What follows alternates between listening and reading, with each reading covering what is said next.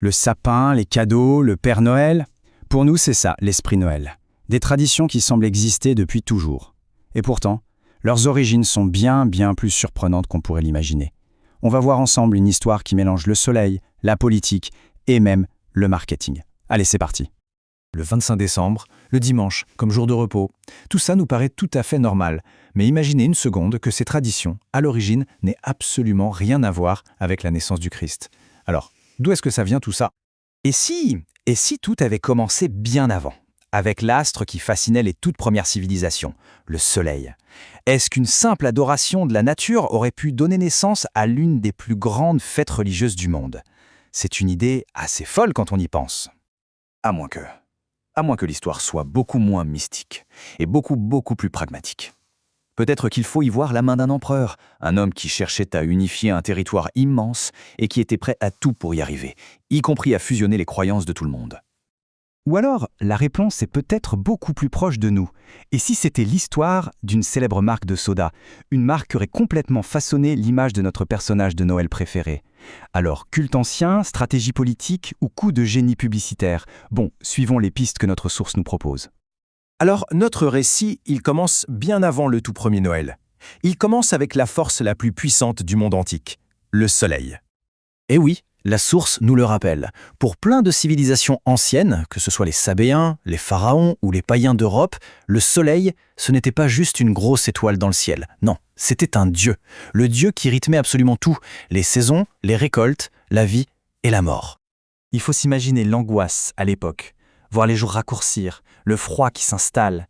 Le solstice d'hiver s'était vu comme une véritable bataille cosmique. Et le 25 décembre, quand la lumière commençait enfin à regagner du terrain, ce n'était pas un jour comme les autres. C'était la renaissance du dieu soleil. Une victoire immense, célébrée avec de grandes fêtes. Et cette adoration du soleil, elle a même façonné notre calendrier. La source pointe un détail linguistique assez révélateur. En anglais, par exemple, dimanche, c'est Sunday, littéralement le jour du soleil. C'était ça, le jour de culte des païens. Rien à voir avec le sabbat, qui lui, pour les juifs et les premiers chrétiens, se célébrait le samedi. D'accord, mais alors, comment est-ce qu'on passe d'une fête païenne du soleil à la plus grande fête chrétienne? Eh bien, la source nous amène à un vrai tournant de l'histoire, un moment charnière où la politique va se mêler de religion et où tout va basculer. On fait un bond dans le temps. Direction l'an 325. L'Empire romain, à ce moment-là, c'est un géant, mais un géant aux pieds d'argile, complètement fragmenté par des tas de croyances différentes. Et à sa tête, il y a l'empereur Constantin. Et il n'a qu'une seule obsession, l'unité. Sa solution? Un sommet historique, le Concile de Nicée. Mais attention, d'après notre source, l'objectif n'était pas que religieux, loin de là. Il ne s'agissait pas seulement de définir le dogme chrétien, c'était avant tout une manœuvre politique.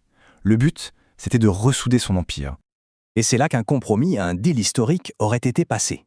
Pour rallier les nombreux païens de l'Empire, le christianisme aurait intégré deux de leurs rites majeurs. Hop, le dimanche devient le nouveau jour saint, et le 25 décembre, jour de la renaissance du soleil, ça devient la date officielle de la naissance du Christ. Mais le plus fou, c'est que la source va chercher un argument dans la Bible elle-même. Le texte parle de bergers qui dorment dehors, à la belle étoile, avec leurs troupeaux. Franchement, c'est difficile d'imaginer ça en plein hiver en Judée, non? Ça suggère plutôt une naissance à une toute autre saison, probablement en été. Bon, on a la date, on a le jour de culte, mais il manque encore un personnage. Et pas n'importe lequel. Le personnage central de la fête moderne. L'histoire du Père Noël, telle que la source nous la présente, c'est une métamorphose absolument fascinante qui s'étend sur presque 1700 ans. Alors, tout commence avec un vrai saint, Saint Nicolas, au IIIe siècle. Puis on fait un bond énorme jusqu'au XIXe siècle, où un poète lui invente un traîneau et des rennes. Juste après, un illustrateur lui dessine son fameux costume rouge et sa barbe blanche. Et le coup de grâce, l'étape finale, c'est une marque de soda au XXe siècle qui va figer son image et le transformer en icône mondiale. Et voilà comment on arrive au Noël d'aujourd'hui. C'est un peu comme un millefeuille historique en fait. Chaque couche raconte un bout de cette très longue histoire. Prenons le sapin de Noël. C'est un autre exemple parfait. Il est apparu en Allemagne d'abord, et il a mis des siècles avant de traverser la frontière pour arriver en France, et puis encore après en Grande-Bretagne. À chaque fois, chaque culture l'a un peu adopté à sa sauce. Et la source termine son analyse sur une note un peu plus critique. Elle cite un observateur qui déplore que, finalement, dans la course aux cadeaux, dans toutes ces festivités, le sens spirituel du début, lui, se soit complètement perdu, évaporé. Alors, au final, qu'est-ce qu'on retient de tout ça? Eh bien, la source nous montre que l'histoire de Noël, ce n'est pas un bloc unique. C'est plutôt une tapisserie incroyable qui a été tissée avec des fils païens, des calculs politiques et une bonne dose de génie commercial. Et toute cette histoire, elle nous pousse à nous poser une question, une seule. Au fond, que célèbre-t-on vraiment aujourd'hui?